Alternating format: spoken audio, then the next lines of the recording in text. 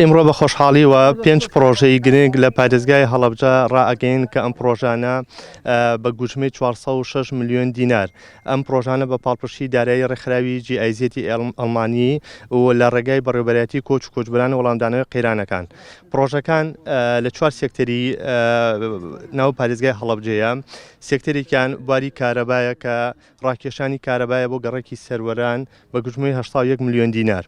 پرۆژەیەکی دیکەیان لە بواری سێکتەری شارەوانیایە دروستکردنی چەند سیستەمێکی ئاوەڕێ لەناو سنتەری شاری هەڵەبجە بە گوژمەی 82 ملیۆن دینار. پرۆژەیەکی دیکەیان لە بواری سێکتەری پەروەردایە زیادکردنی شەشپۆلیە بۆ قوتابخانەی هەڵەبجەی بنەڕەتی بە گوژمەی 81 ملیۆن دینار. دوو پرۆژەی کە هیچمان هەیە لە بواری کەرتی سەحایە زیادکردنی فراوانکردنی فراوانکردنی سنتەری فراکەوتنی خێرایە و دروستکردنی شوێنێکی گونجاو بۆ سنتەری 122 و دابینکردنی ماوادی پێویست بۆ سنتەری پەلی دەستکرد بە گوژمەی 160 ملیۆن دینار. هەم پێنج پرۆژەیە ڕێکخراوی جیائزێتی ئەڵمانی و ڕێکخراوی BMZ پاڵپشتی داراییان کردووە بە خۆشحاڵیەوە لە چوارچێوەی قودرەی 2.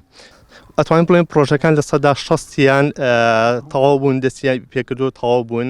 بە خۆشحاڵی و ڕێکخراوی جیائزێتی ئەڵمانی لە سەرەتای ئیمساڵیشا 6 پرۆژەی بۆ خستینە بواری جێبەجێکردن بە گوژمەی 500 ملیۆن دینار و ئێستاش ئەم 5 پرۆژەی بە گوژمەی 406 ملیۆن دینار و ئێمە وەکو بەڕێوەبەرەتی کۆچ و کۆچبەرانی وەڵامدانەوەی قەیرانەکان لیستی پرۆژەی کەمان بۆ ناردن بە خۆشحاڵی 6 پرۆژێکیان بۆ بەسەند کردین بۆ ساڵی سەرەتای ساڵی 2023 بە گوژمەی 580 ملیۆن دینار.